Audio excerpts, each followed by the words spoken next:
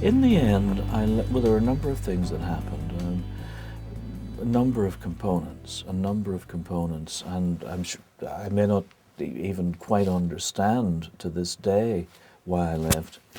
But certainly, it was only afterwards that I realised there must be some connection between my father's death in 1985 and my leaving there in 1986, which just hadn't struck me at the time.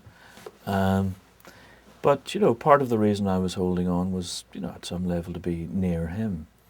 There was also the fact that I met and fell in love with a woman who we lived in Belfast for a while, but it was not necessarily her favourite spot.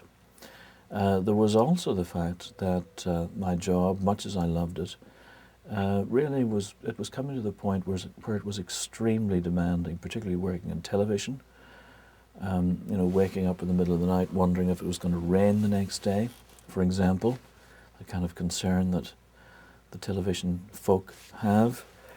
I realised that I probably would not be able to write to the extent that I would like, even though poetry was the thing that was most of interest to me, and even though actually I spend very little time writing poetry and never have spent much time writing poetry, physically, in terms of the number of hours in the year, even so, I felt somehow that it was time to move, time to go on. Also, I was asked, coincidentally, pretty much coincidentally anyhow, if I'd like to come over here and do some teaching, over here to the US, that's to say. So there were a number of things coming together, and I still feel very close to the place, very close to it, and go back there all the time.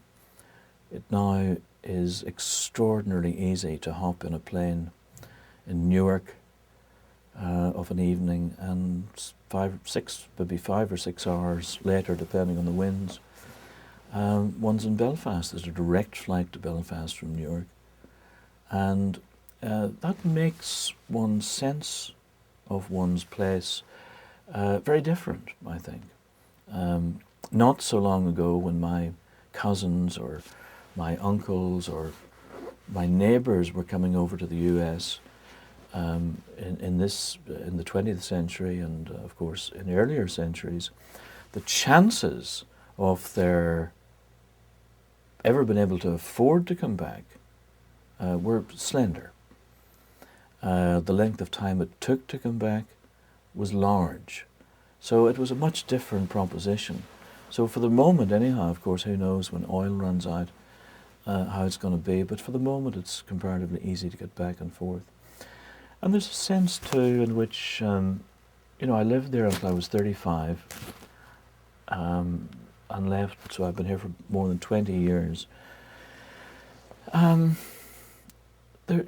much of it comes with one. It's ingrained in me. I mean, I know, even now, I know the country very, very well. I mean, my sense of it is very good in terms of, what that road looks like between wherever and wherever, in whichever county of Ireland. Though it's changed a lot too, of course, but much has remained the same.